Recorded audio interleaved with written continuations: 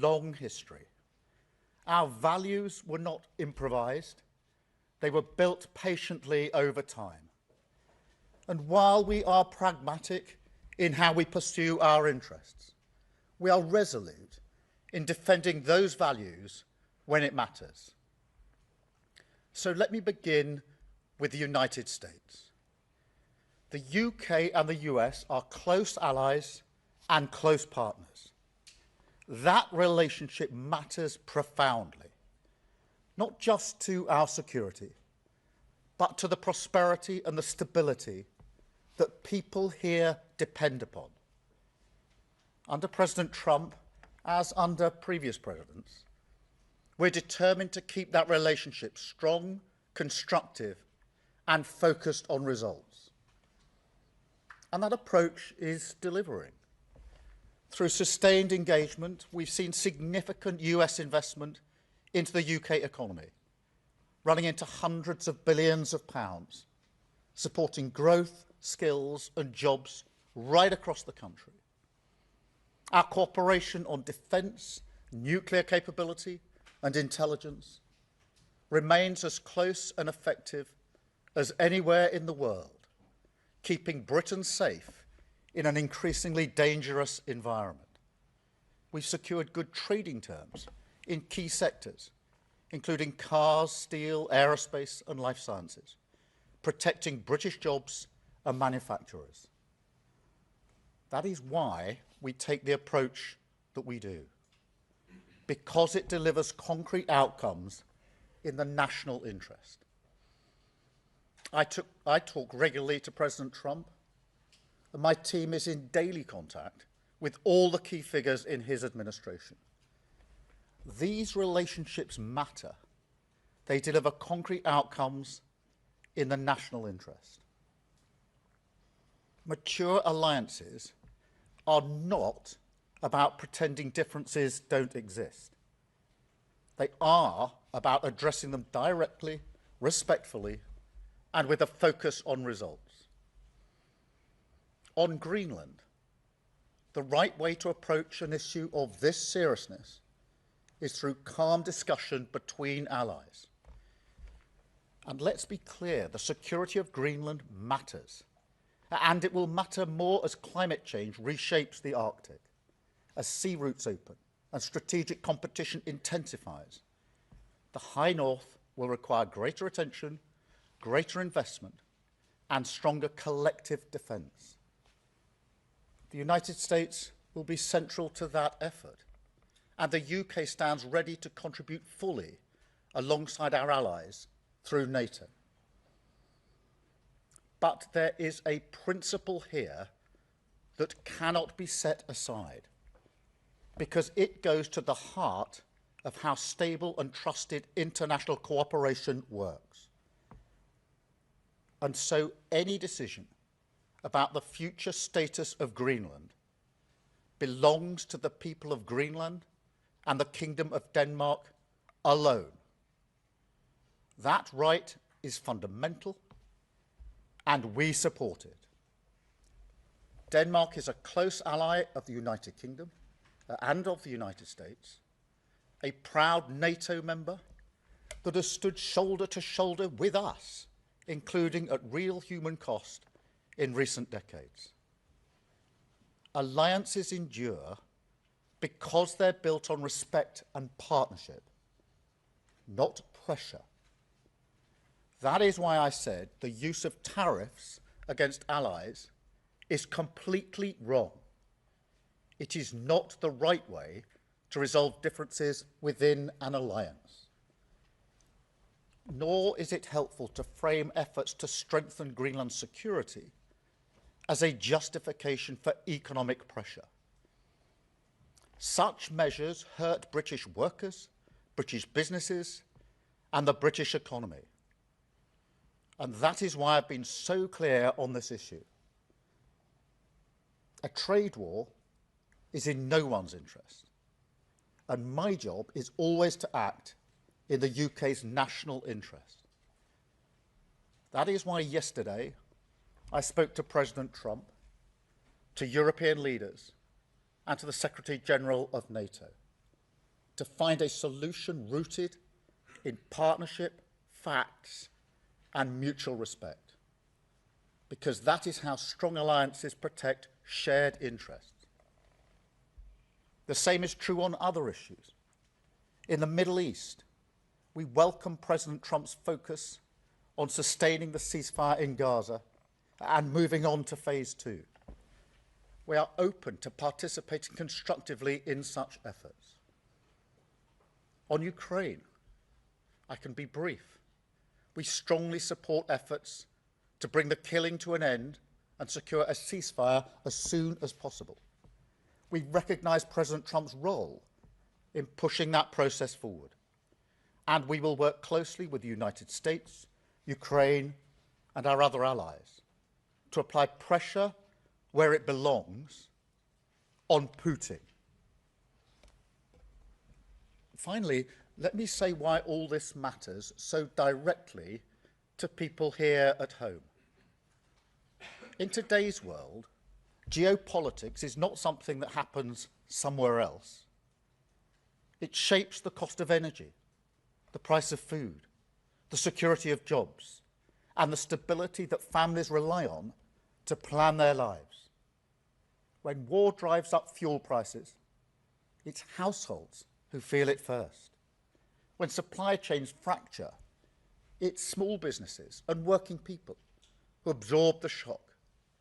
And when instability grows, it's rarely those with the most power who pay the price. That is why this government's approach is rooted in a simple belief that we must use every tool of government, domestic and international, to fight for the interests of ordinary people. At home, that means active government. It means taking responsibility for economic stability so that inflation is controlled, interest rates come down, and family budgets are protected. It means stepping in where markets fail, strengthening resilience, and ensuring that global shocks do not always land on the same people in the same places, the people least able to withstand them. That's why we've taken action to reduce energy bills, to freeze rail fares and prescription charges. But tackling the cost of living today also means engagement beyond our borders. It requires shaping the world around us, not retreating from it. It requires strong alliances, steady diplomacy, and rules that reduce uncertainty rather than amplify it. That is why our commitment to international law and to alliances founded on trust is not abstract or ideological. It's practical. It's about stability, predictability, and fairness. The conditions that keep prices down, jobs secure, and economies resilient. That is what active government looks like in an age of uncertainty. Steady at home, engaged abroad, and always focused on protecting the people that we serve. Britain is a pragmatic country. We look for agreement. We believe in partnership. We prefer solutions to slogans. And we will not indulge in commentary and gesture politics that harm the British people. But being pragmatic does not mean being passive. And partnership does not mean abandoning principle. That is why it's important to be clear about who we stand with, what we stand for, and where our interests lie. Now, this is a moment for the whole country to pull together. So I warmly welcome the support we've had with regards to Greenland and the proposed tariffs from the leader of the opposition. I thank her for her support. At moments like this, there will always be people who reach for the performative, who think an angry social media post or grandstanding is a substitute for hard work. That's an understandable instinct, but it's not effective. It never has been. It may make politicians feel good, but it does nothing for working people whose jobs, livelihoods and security rely on the relationships that we build across the world. So to conclude, we will work with our allies in Europe, across NATO and with the United States. We will keep dialogue open. We will defend international law, and we will use the full strength of government at home and abroad to protect the security, living standards and future of the British people. That is the approach I will take as Prime Minister, and that is the responsibility that this moment demands. Thank you. I'm now going to take some questions, and I've got a fairly extensive list, you'll be pleased to know. I'm going to start, with Chris Mason from BBC News. Thank you, Prime Minister. Chris Mason, BBC News. This is clearly incredibly difficult. What more in specific terms can you tell us about what you plan to do now? It appears that you're ruling out retaliatory tariffs in the UK. Can you confirm that? And would you consider going to see President Trump face-to-face this week? Thank you. Well, what I'm going to do now is to focus on our national interest and be absolutely clear that that requires us to be clear about the principles that we apply to a situation like this, in particular that the future of Greenland is for Greenland and the Denmark Kingdom, and that tariffs should not be used against allies in this way. In relation to the escalation, look, a tariff war is in nobody's interests, and we have not got to that stage, and my focus, therefore, is making sure we don't get to that stage, and that's what I'm doing at the moment. Thank you, Chris. Beth, can I come to you? Thank you. Prime Minister, many people watching this at home will have been shocked and angry over the weekend that our so-called closest ally is threatening us if we try to stop him illegally annexing Greenland. Is this the most serious crisis in the transatlantic relationship in decades? And how can the US remain our closest ally when it's bullying us like this? And just on tariffs, you say they are completely wrong and it will hurt the British economy. But if Trump does go ahead, to be clear, are you telling the British people that we will have to take that economic pain? And are you planning retaliatory tariffs if that happens? Thank you. Well, thank you, Beth. And firstly, to underscore your point, this has been very badly received across the United Kingdom. We're allies of the United States, and we work closely with them. And therefore, I'm not surprised by the reaction that's been across the United Kingdom. And it is a very serious situation. Our job is to ensure that we find a way forward consistent with our principles and our values and consistent with our national interest. And the US remains a close ally on defence, on security and on intelligence, on nuclear capability. We work very closely with the United States, and we must never lose sight of our national interest in that. But we must stand up for our values. We must be clear about the principles that we are applying here, and we'll continue to do so.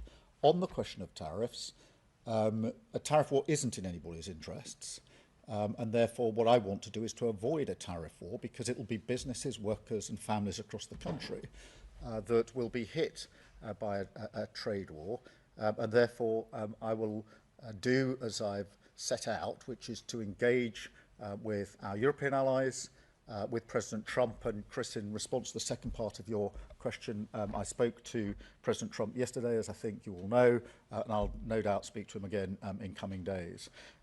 Continually, our offices talk all the time, but we must find a pragmatic, sensible, sustained way through this that avoids some of the consequences that will be very serious for our country. Thank you very much, Beth. Robert Peston. Robert Person, ITV. Prime Minister, your entire approach is predicated on the idea that Donald Trump is amenable to reason and respects the rule of law, but it's patently clear that neither of those assumptions are true. So when will you consider some kind of economic retaliation through tariffs? And will you talk to the monarch, to the king, about not going to America to celebrate 250 years since independence? Well, Robert, this is a serious situation, and as I've said, threatening tariffs on allies is the wrong thing to do, completely wrong. And a trade war is not in our interests, and therefore my first task is to ensure we don't get to that place, which is what I'm focused on at the moment and will continue to focus on. In relation to wider issues, I don't want to lose sight of the central goal here, which is to avoid the seriousness that a trade war would bring. In relation to your broader point, we do have to remember at all times that it is in our national interest that we continue to work with the Americans when it comes to defence, to security and to intelligence. Our nuclear deterrent is our foremost weapon and deterrent when it comes to securing the safety of everybody in the United Kingdom. It's my primary duty.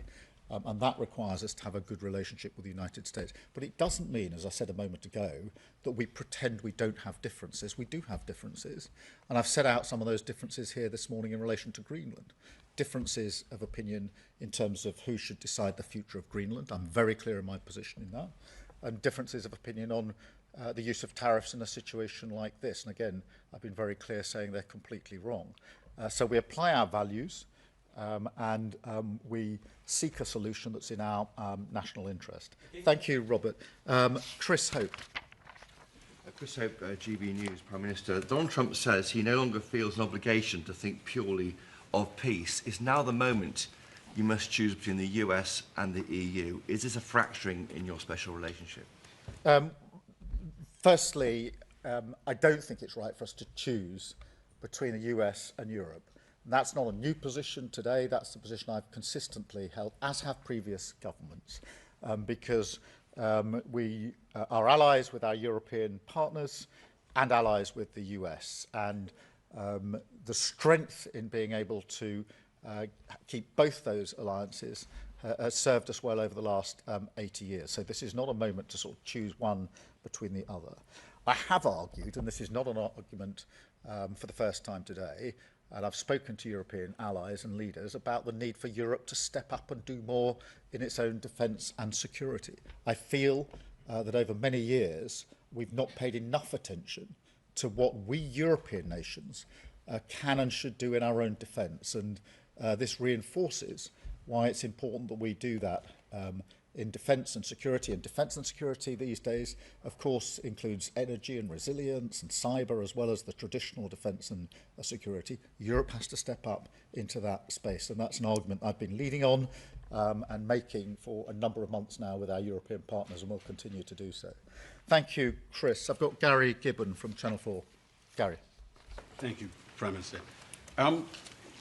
You say that Donald Trump remains an ally, but a lot of people would look at his behaviours and say he's not remotely behaving like an ally. Is there anything he could do that would make you think he was no longer an ally? Or is it just unthinkable? Are we totally locked in? And just one other, if I may, some puzzlement that those forces, quite limited military personnel that went to Greenland, that he interpreted that as a hostile act. Do you have any sense that he might have been misinformed about that in entire expedition? Well, taking the second bit first, if I may, that is one of the things I discussed with President Trump yesterday in relation to those forces which were clearly there to assess and work on risk from the Russians. And so there's real clarity, I hope, about that. In relation to the relationship, we must never lose sight of the fact that on defence, security, intelligence and nuclear capability, we work very closely with our US allies, and it's in our national interest to continue to do so. That doesn't mean pretending we don't have differences, and I don't think anybody could suggest I'm pretending we don't have differences. I'm spelling out what those differences are, what our principles and values are, and how we approach them. But we do continue to work with the Americans. The situation in the Middle East is fragile. There is a ceasefire. We need to move to phase 2. We mustn't lose sight of that. In Ukraine, we've been striving for a just and lasting peace for a long time now. We're 4 years into that conflict. It is in our interest to work with others to bring about that just and lasting peace. The last thing we should do is to simply throw all that away and pretend that it doesn't matter anymore. It does matter. But we don't do that by pretending we haven't got differences. We do have differences, and I'm spelling them out here this morning. Thank you very much, Gary. I've got Kitty Donaldson from iNews. Thank Kitty. you, Prime Minister. The US Supreme Court is due to rule next week on whether the tariffs are legal for the President to use. Do you think it's worth just biding your time until next week? And secondly, I don't think you answered Robert's question, which was, do you think the King should go to the United States this year? I'm not going to comment on the Supreme Court ruling. I think it's due out reasonably soon. But I don't think it would be sensible to simply wait for the court. It's really important that we act now in response to the threat of tariffs, and that's why I spoke to President Trump yesterday and to numerous allies across Europe, many leaders during the course of yesterday afternoon, Secretary General of NATO, and will continue to do so today, because it's in all our interests to act swiftly in relation to this matter.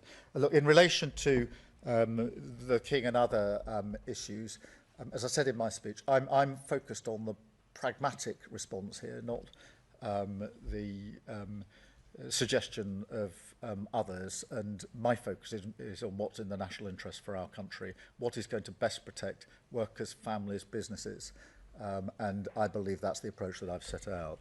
Thank you, Kitty. I've got Craig Munro from the Metro.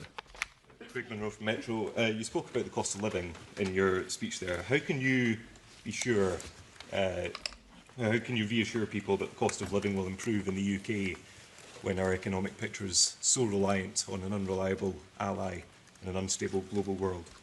By taking the approach that I've set out today. Some people appear to make the argument that what happens internationally is irrelevant to the cost of living issues that are faced across this country.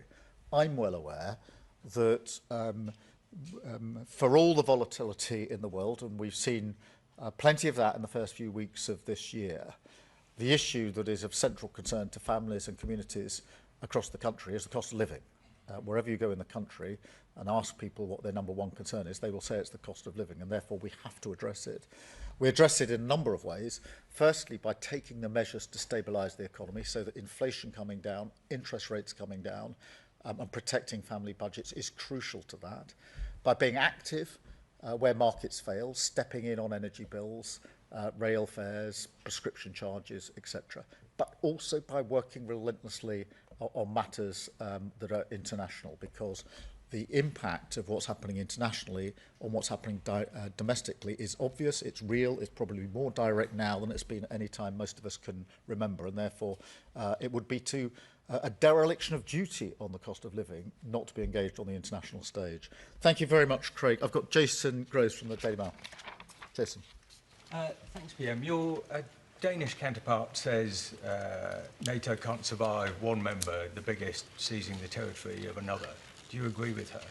And separately, are you willing to join the President's Board of Peace, and are you willing to pay for it? Well, look, in relation to the Danish Prime Minister, as you would have anticipated, I spoke to her on Saturday night, I spoke to her again yesterday, and made absolutely clear our position on who decides the future of Greenland and the use of tariffs, and we're completely aligned on those issues.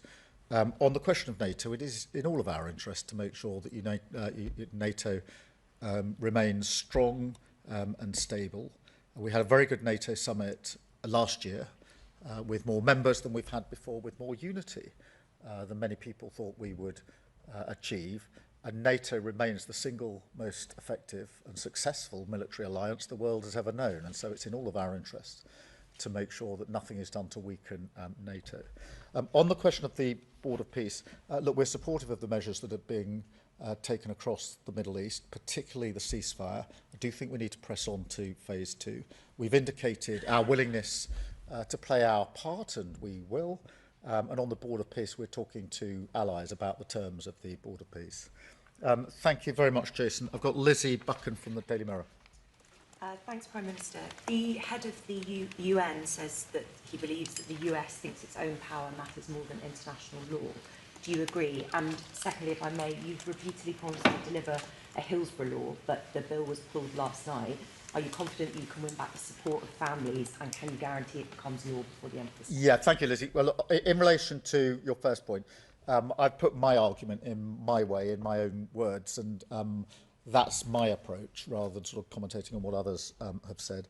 On Hillsborough, as you know, I care hugely that we get this right, that we right the wrongs for very many families who've been let down, and ensure a better future for families in the future. In relation to the duty of candour, we've been clear that that matters. What we're now trying to do is just make sure we get the balance right when it comes to the application of any principle to the security and intelligence agencies. Obviously, I have to focus on the national interest, my primary duty as Prime Minister, which is to keep this country safe and secure. That is the duty I hold above all other duties, and I take it really seriously, which is why we're just taking time to make sure that we get that balance absolutely right. Thank you, Lizzie. George Parker from the FT. George.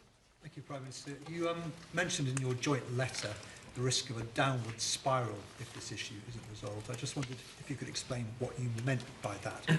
And linked to that, do you think it's regrettable that the EU is talking about the possibility of serious trade reprisals and therefore risking a trade war? Firstly, what I meant by the downward spiral is the potential for this to cause huge damage for the UK, whether that's in a trade war or the weakening of alliances. And I do not want to see that happen. That doesn't mean that we put to one side our principles and our values, quite the contrary. We're very clear about what they are, which is why I wanted to have this press conference this morning and to affirm those principles and values that we apply.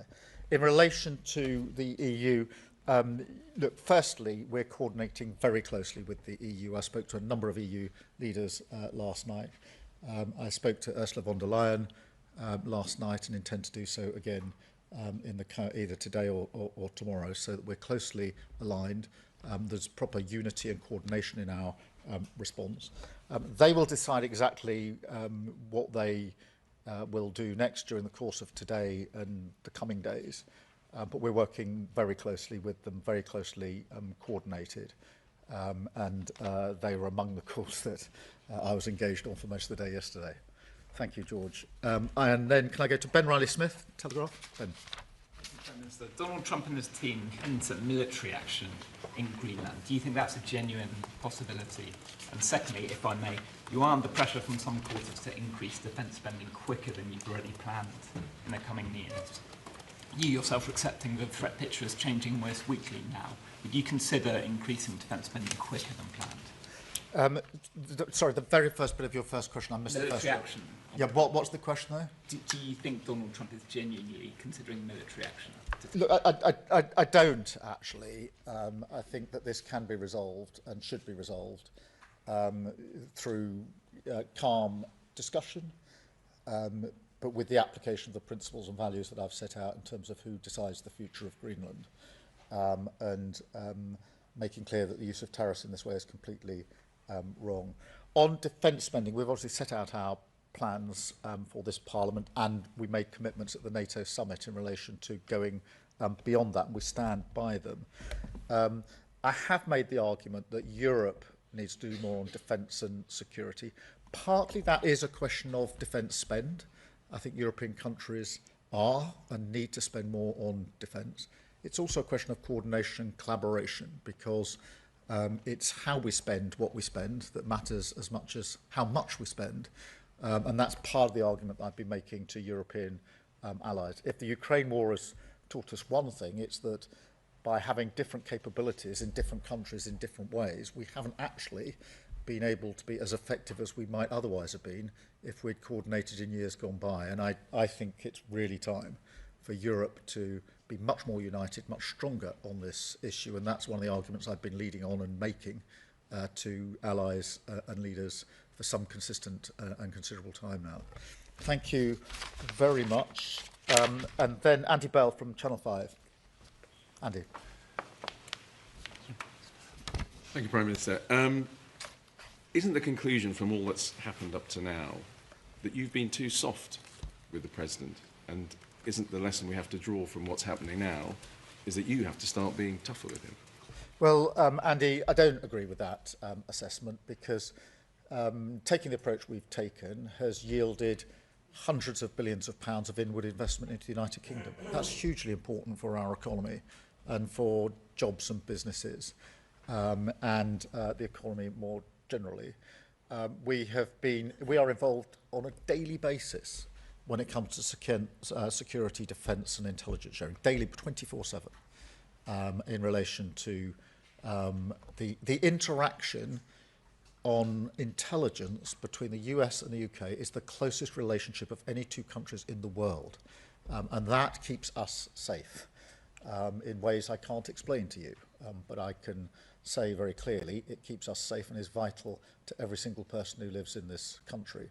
And of course, before we got to the better trading arrangements on cars, on pharmaceuticals, etc., many people were urging me not to take the approach that we did, but we did take the approach we did, and we got better trading terms. And that's why I'm taking the approach I am to this situation, to ensure that we focus on what's in our national interest. Thank you, Andy. And I've got Peter Walker from The Guardian. Thank you. Peter. It's been widely reported this morning that the Norwegian Prime Minister has received a message from President Trump, basically saying the President is peeved because he didn't get the Nobel Peace Prize. Whilst I'm sure everyone watching this will fully understand why there is a need for the UK and the US to kind of keep collaboration and links so close, can you understand why some voters look at what President Trump does and says and think, are we actually serious? Can we actually get anything from him? And if I may, I know that no policy has been announced yet, but from a personal point of view, do you think it would be a good idea for social media use to be restricted for younger people? Yeah, just I completely understand why what President Trump said about tariffs over the weekend has been so badly received in this country. I completely understand that. And I think that's understandable. And it's important that that is met with me setting out, as Prime Minister of the United Kingdom, what our principles and values are in response to that, and not pretending that we don't have differences. Because strong, respectful alliances require the maturity to say where we disagree. And on this, we disagree. And I've been clear about that, and I've spoken to the President about it, and will continue to do so. But I do emphasise, whatever the understandable reaction of the British public over the weekend, it is on defence and security and intelligence and nuclear capability, manifestly in our interests, to have a strong relationship with the United Kingdom. Our nuclear capability is our single most important deterrent, bar none. And that has helped keep us safe for many, many years. On the question of social media more broadly, look, I think we need to do more to protect children. And that's why we're looking at a range of options and saying that no options are off the table.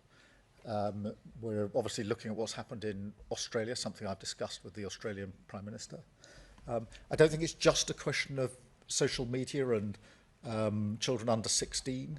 I think we've got to look at a range of measures. I'm particularly concerned about screen time for under fives, which is not so much about social media, but about literally screen time and the impact it's having on children when they arrive at school. So I do think we need to look across the range, but in direct answer to your question, do we need to do more to protect children when it comes to social media and screen time and associated harms, then yes, we do, and that's why we're looking at a range of options. Thank you all very much indeed. Thank you.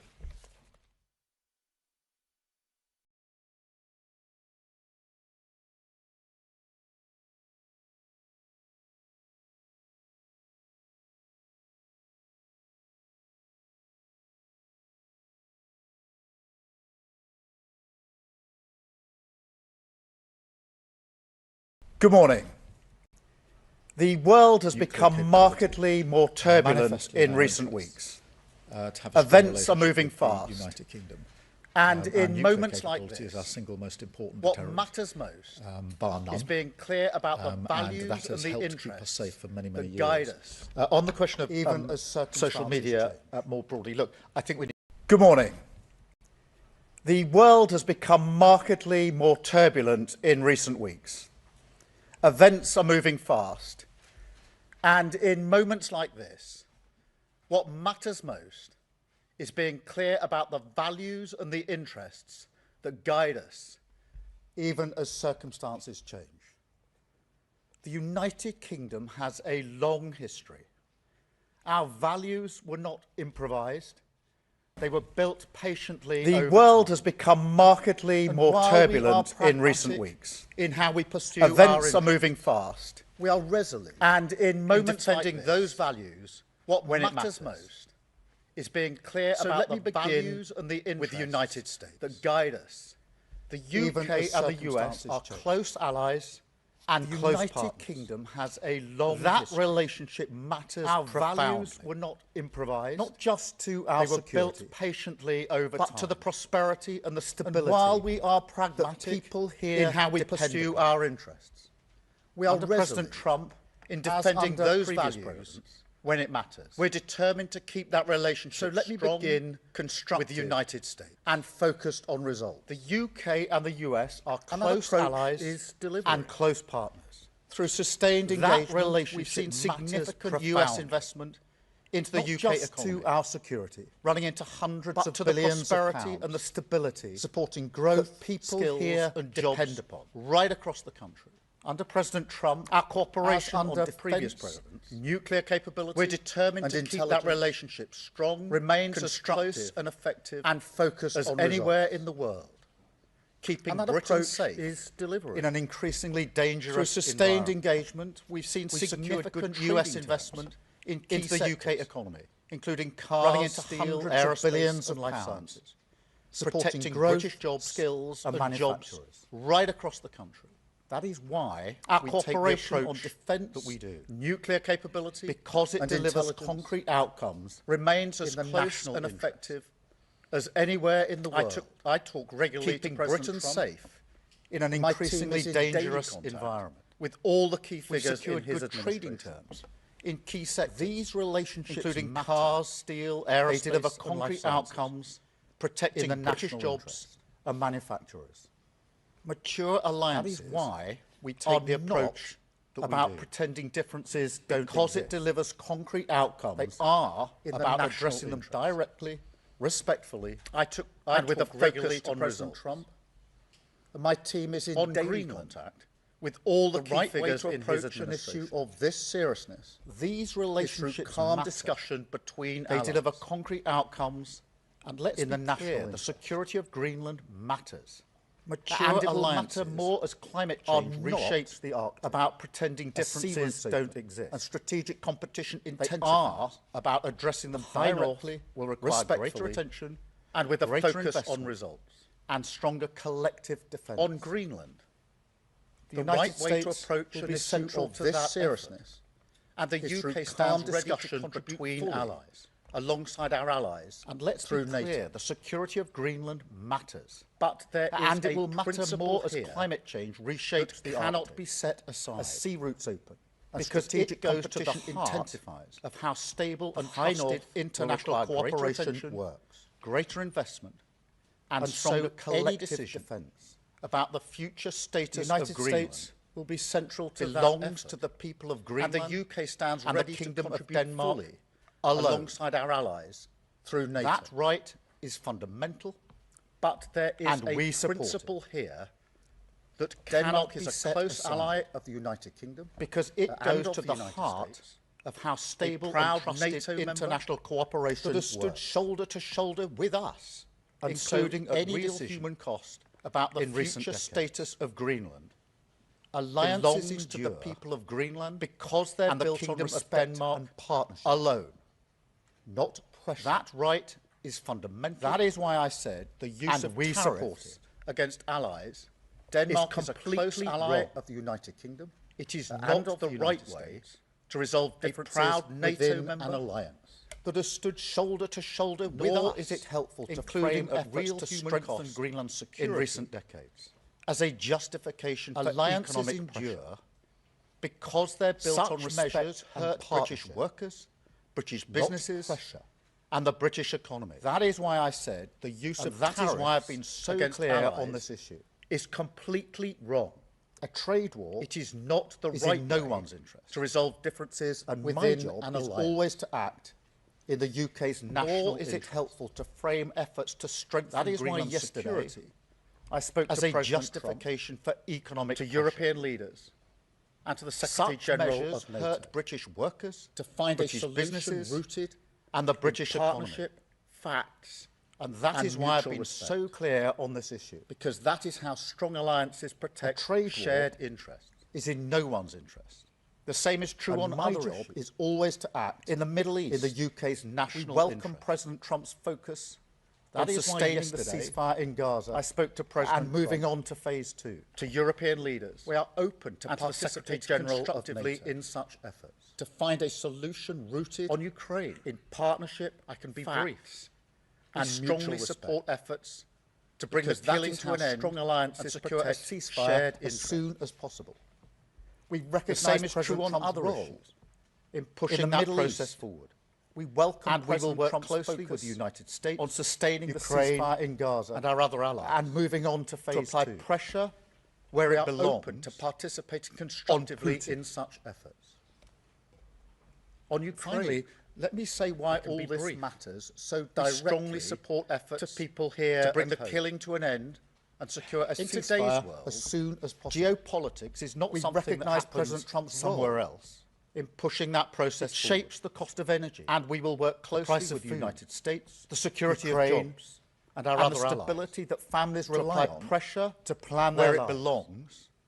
When on war drives Putin. up fuel prices, it's households who Finally, feel it first. let me say why all this When supply matters chains so fracture, directly it's to small people businesses here at and home. working people who absorb In the shock. today's world, And when geopolitics instability is grows, not something that happens it's rarely somewhere those else. with the most power. It shapes the cost of pay energy, the price of food. That is why this The security of government's approach jobs, is rooted and the stability in a that simple families belief rely on to plan that their we lives. must use every tool When of war government drives up fuel prices, domestic and It's international, households who feel to it fight first. for the interests of When ordinary supply people. chains fracture.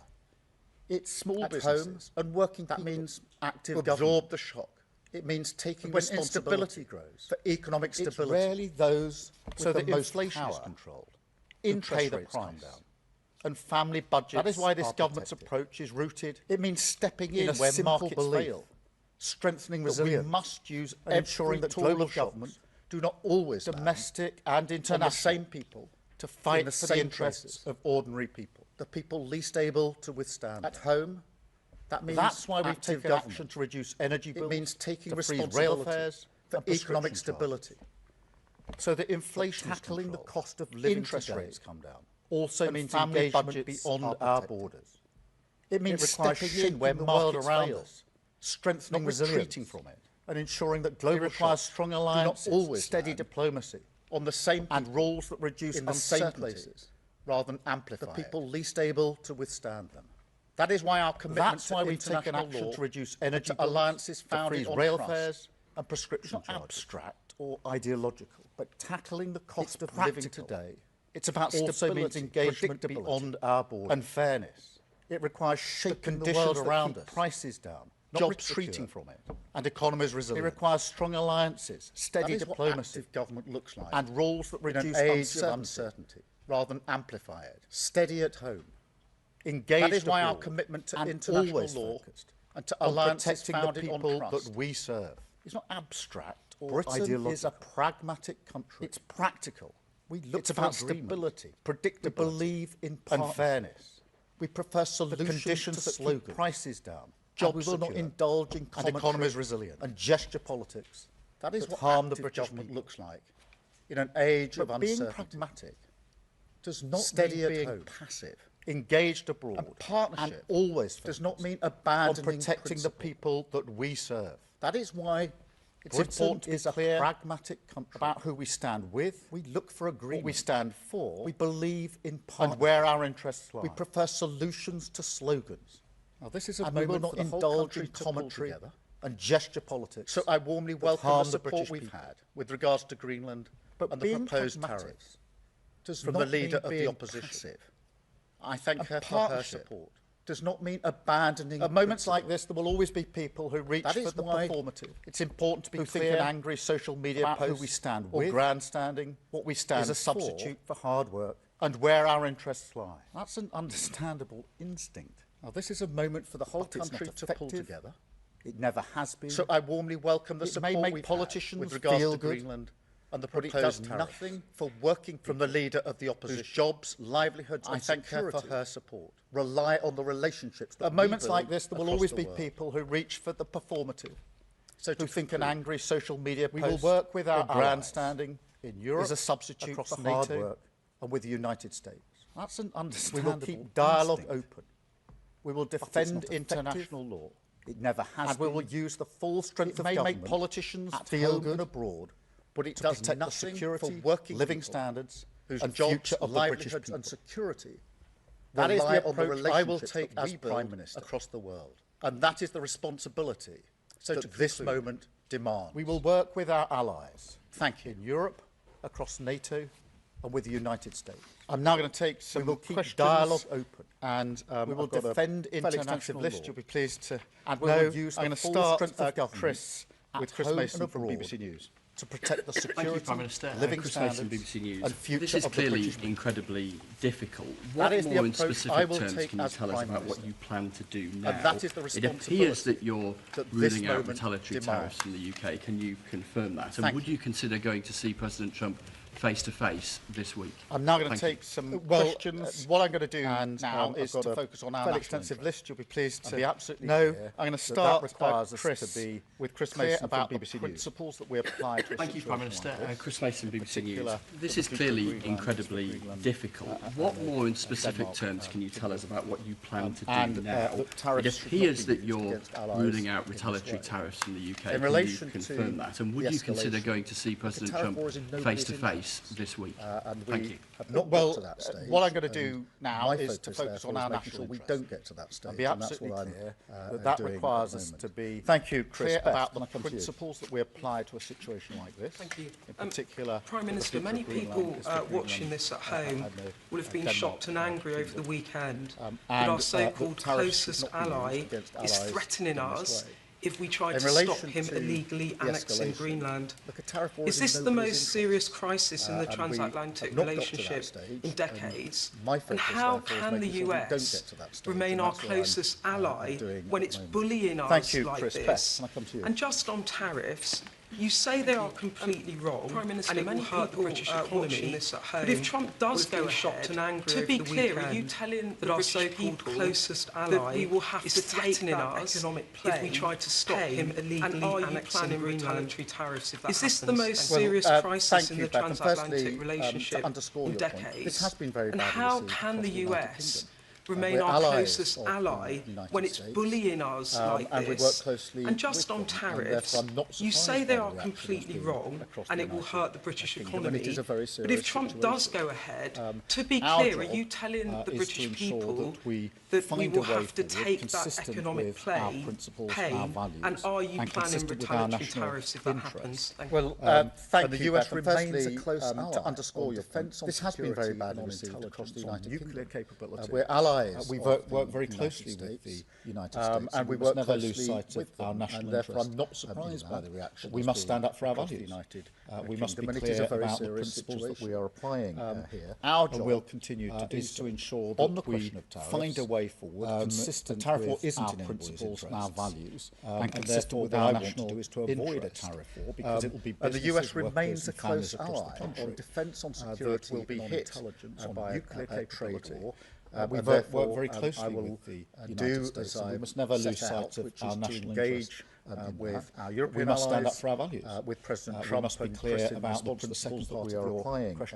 I spoke to continue President Trump yesterday on the question of tariffs, and I'll no doubt speak to him again. The tariff war isn't in India's interests. Continually, and therefore, what I want to do is to avoid a tariff. We must, because it will be businesses, workers, and families across the country, sustained way that will be hit. That avoids some of the consequences, and therefore will be very serious for our country. Do as I thank you very much. Which is to engage Robert with